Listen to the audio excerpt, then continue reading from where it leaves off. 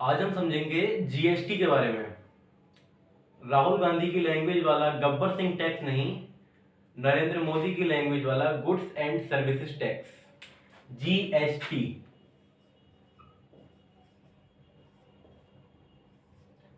आखिर इन तीन शब्दों का इतना क्या मतलब है जिसका इतना बवाल हो रहा है? तो इन तीन शब्दों का मतलब है goods and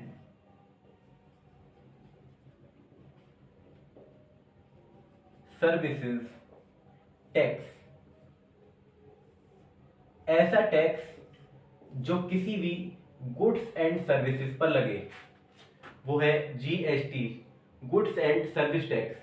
goods and services को समझने से पहले सबसे पहले हमें समझना होगा कि आखिर गुड्स क्या होते हैं और सर्विसेज क्या होती हैं। If you talk about goods,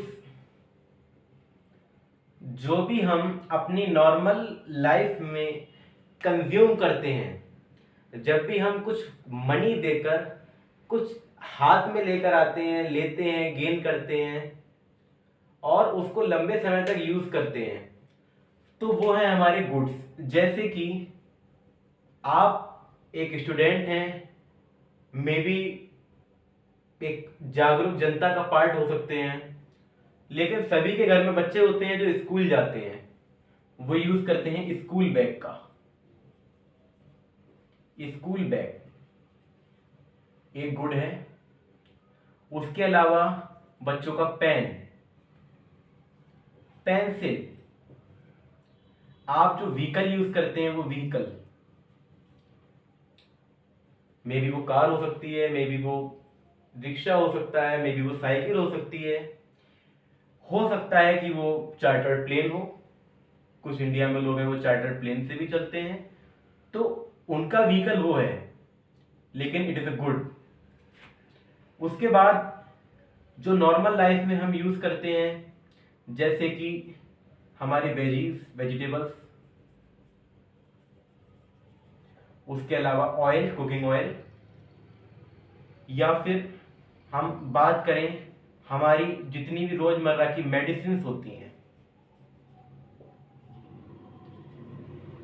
जब भी हम कुछ अमाउंट या कुछ रुपए देकर, चाहे वो डिजिटल फॉर्म में हो, चाहे वो फिजिकल फॉर्म में हो, या आरबीआई के फिजिकल नोट्स हों, जब भी हम कुछ मनी देकर, कुछ अमाउंट ऑफ मनी देकर कुछ ऐसा गेन कर रहे हैं जिसको हम एक बार नहीं मल्टीपल टाइम्स यूज करेंगे, या जिसको हम हाथ में कैरी करके ले जा रहे हैं, सीधी लैंग्वेज, नॉर्मल लैंग्वेज में बात करें, तो वो आता है गुड्स की श्रेणी में। उसके अलावा अब बात करते हैं सर्विसेज क्या होती हैं। जैसे मैं आपका सर्वेंट हूं, मैं आपको आज जीएसटी के बारे में समझा रहा हूं। कुछ स्टूडेंट्स हैं मेरे जिनको मैं जीएसटी के बारे में पढ़ाता हूं, या छोटे क्लास में भी पढ़ाता हूं, तो मैं उनको एक सर्विसेज प्रोवाइड कर रहा हूं, एक सर्विस प्रोवाइड कर रहा हूं जिस सर्विस का नाम है टीचिंग। मैं उनको पढ़ा रहा हूं, या मेरे जो टीचर्स हैं उन्होंने मुझे पढ़ाया, जो मुझे पढ़ा रहे हैं उन्होंने मुझे क्या पढ़ाया, उन्होंने मुझे टीच किया, वो भी एक सर्विस है। जब भी हम कहीं बार्बर की शॉप पर जाते हैं, तो बार्बर जो हमारे हेयर कट करता है, या फिर जब भी हम किसी मसाज पार्लर में जाते हैं, तो जो भी वहां मसाज करने के लिए एम्प्लॉय होता है, वो हमारी जो मसाज करता है। इसके अलावा जब भी हम देखा होगा हमने कि हमारे कुछ बड़े बुजुर्ग हैं, किन्हीं दिक्कतों के कारण घुटनों में दिक्कत है, या फिर उनको बैक पेन होता है, तो हम जाते हैं एक फिजियोथेरेपिस्ट के पास।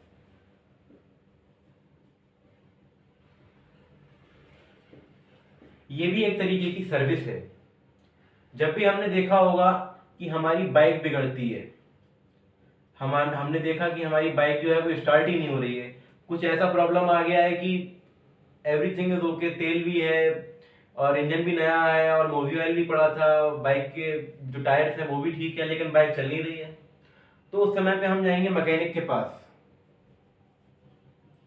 अब मैकेनिक कुछ अपने पास से डालता है, दैट्स गुड, उससे हमें कोई फर्क नहीं है, that is well and good. लेकिन मैकेनिक जो अपनी सर्विसेज देगा, अपने आप से जो उसकी वायरिंग चेक करेगा, उसका मोबिल ऑयल चेक करेगा, कार्बोरेटर में देखेगा धूल तो नहीं है, धूल होगी तो साफ कर देगा, अगर धूल है उसको साफ किया तो उसमें उसने कुछ लगाया तो नहीं, कुछ बेचा तो नहीं, बेची तो सिर्फ अपनी सर्विसेज दी। तो इन सर्विसेज को ही यहाँ पे हमें समझना है कि ये जो है ये सर्विसेज हैं। तो जितनी भी तरीके की ये गुड्स हैं, ये जितने भी ये गुड्स हैं, उसके अलावा जितनी भी ये सर्विसेज हैं, इन सभी गुड्स एंड सर्विसेज के ऊपर एक जो टैक्स एप्लीकेबल है उसको बोला गया जीएसटी। जीएसटी हमारी लागू हुई थी 1 जुलाई 2017 से। 1 जुलाई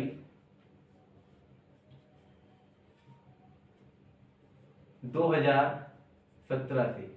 और जो करंट सरकार जो है, या उस समय की जो सरकार थी वो सेम है, नरेंद्र मोदी जी की सरकार है, अमित शाह जी उसमें होम मिनिस्टर थे। वो सरकार सन 2014 से चली आ रही है। एनडीए की सरकार ने ही जीएसटी को लाया था, लेकिन जीएसटी को मनमोहन सिंह जी 2009 क्या 2008 के समय से ही 2010-11 के समय में उन्होंने काफी इस चीज पर जोर दिया था, लेकिन उस समय की यूपीए सरकार ने उनकी बात को दबा दिया। वैसे भी वो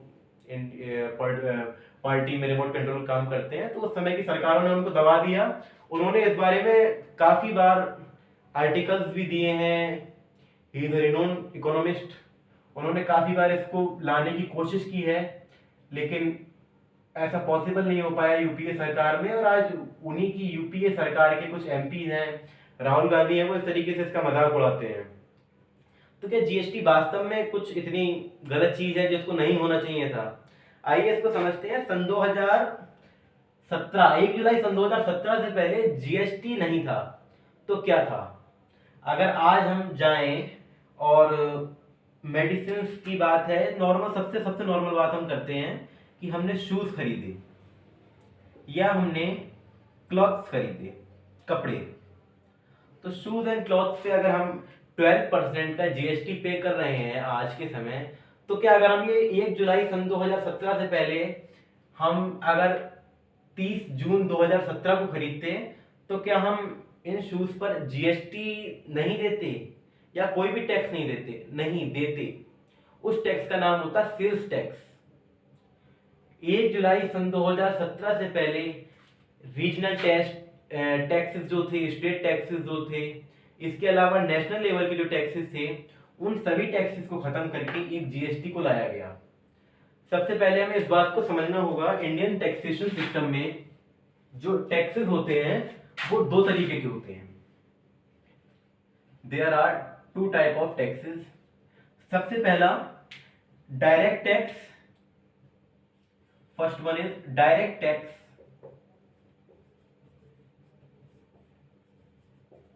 और दूसरा जो है वो है इनडायरेक्ट टैक्स।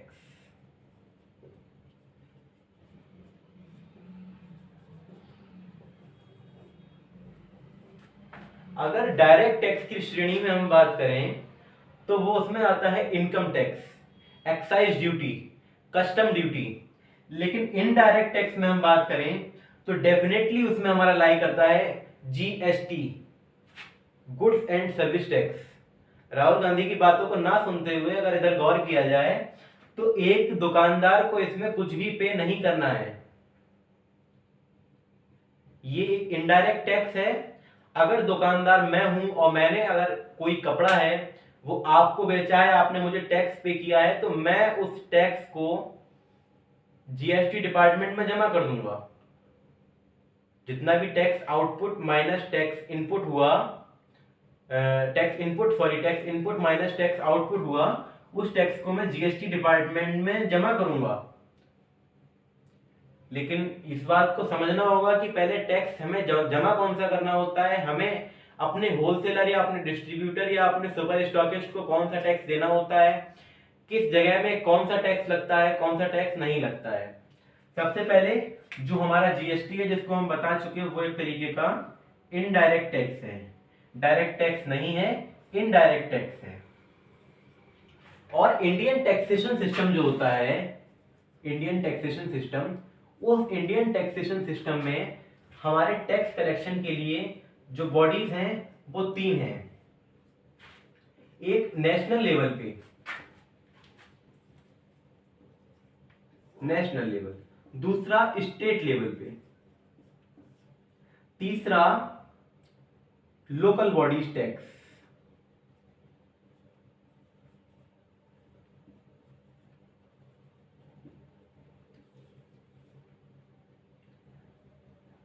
जैसे अब से कुछ समय पहले तक जब जीएसटी नहीं आया था, सन 2017 1 जुलाई 2017 से पहले, तो उस समय से पहले चल रहा था हमारे देश में सेल्स टैक्स।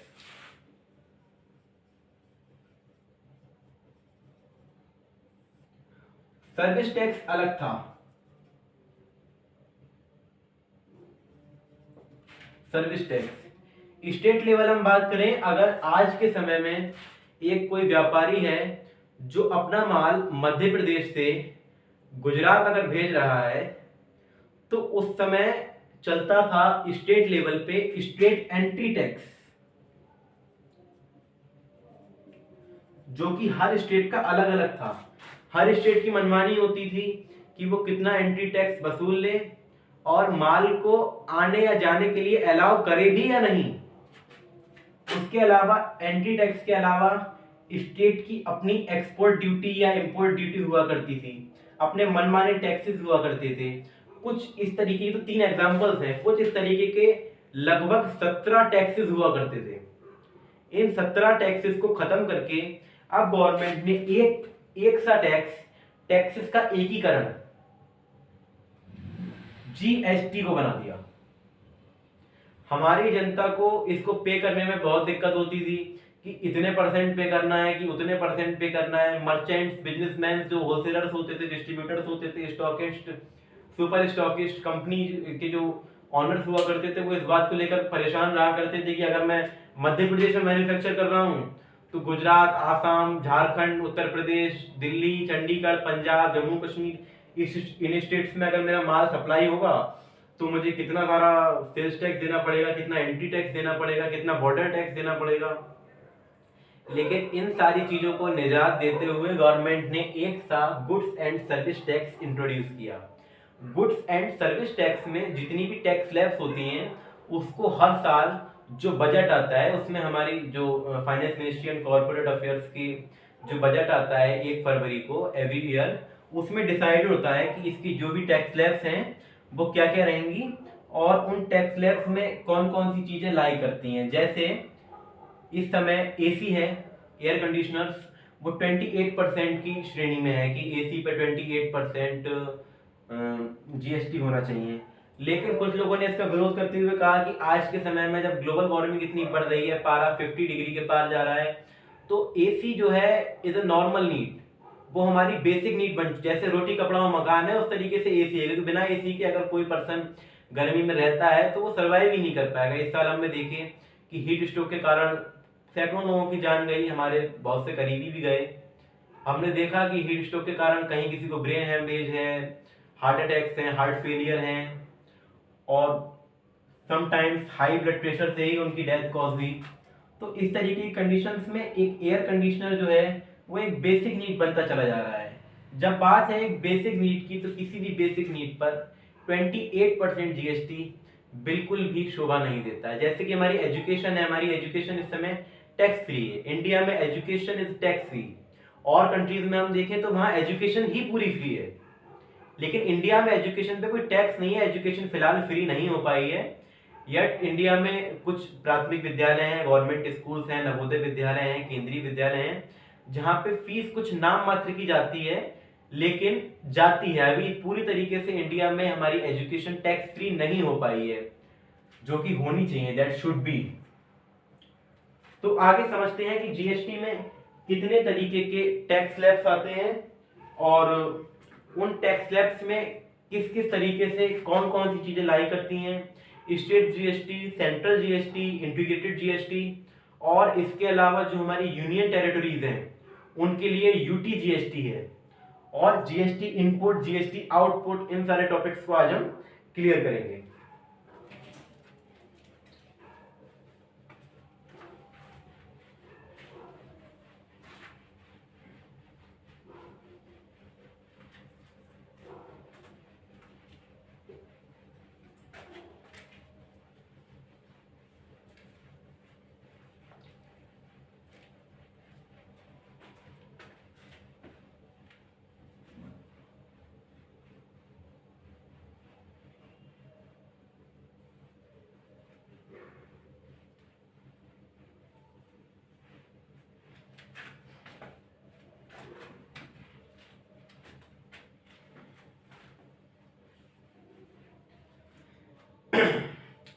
सबसे पहले बात करते हैं कि जीएसटी कितने तरीके की होती है। तो जीएसटी जो हमारी होती है वो टोटल 4 तरीके की होती है, 4 टाइप्स ऑफ जीएसटी। कौन कौन से 4 तरीके की होती है? तो बात करें, सबसे पहले तरीके की जो जीएसटी होती है वो है एसजीएसटी।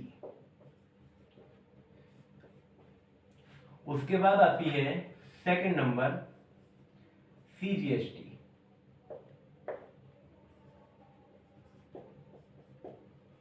उसके बाद थर्ड नंबर हमारी आती है आईजीएसटी।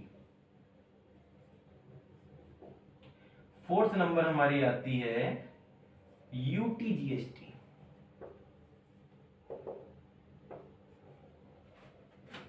इन चारों काइंड्स को समझने से पहले हमें यह समझना होगा कि जीएसटी जो वर्ड है वो तो इन सब में कॉमन है। जीएसटी इसमें भी है, जीएसटी ये भी है, जीएसटी ये भी है और जीएसटी ये भी है। इस एस से यहां मतलब है स्टेट जीएसटी,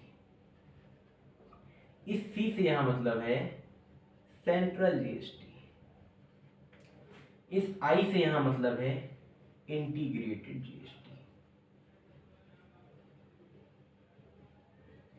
इस यूटी से मतलब है यूनियन टेरिटरीज। अब बात करें कि इन सब चीजों की जरूरत आखिर पड़ी क्यों, ऐसी क्या जरूरत पड़ी कि इन चारों जगहों के टैक्सेस को डिवाइड करना पड़ा। समझ लेते हैं सबसे पहले एक टॉपिक से जो सभी लोग जानते होंगे इसके बारे में, कि गुजरात में साड़ियां बहुत अच्छी बनती हैं। जब गुजरात में साड़ियों का प्रोडक्शन हुआ तो जब जहां साड़ियों का प्रोडक्शन हुआ वहां की ही लेबर ने काम किया, वहां की ही जो जगह थी वो कैपिटलाइज हुई, उस जगह पर ही औद्योगिकरण की लहर छाई, उस जगह का ही फायदा हुआ, उस जगह की ही जो जीडीपी थी वो बढ़ी। जैसा कि हम समझते हैं इस बार अकेले गुजरात को ही 3 ट्रिलियन इकोनॉमी बनाने के लिए जो हमारे अडानी अंबानी जी हैं इन्होंने प्रोत्साहित किया है।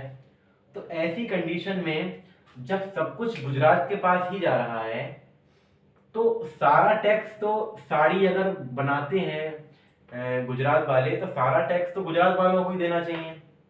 लेकिन एक प्रॉब्लम, साड़ी बनेगी गुजरात में, बिकेगी यूपी में, बिहार में, पंजाब में, दिल्ली में, जम्मू कश्मीर में, मुंबई में, मध्य प्रदेश में, उड़ीसा में, तेलंगाना में, झारखंड में, हर जगह।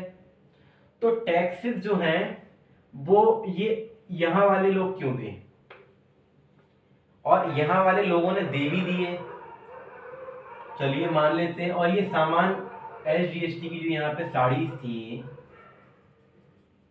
ये बनी तो गुजरात में,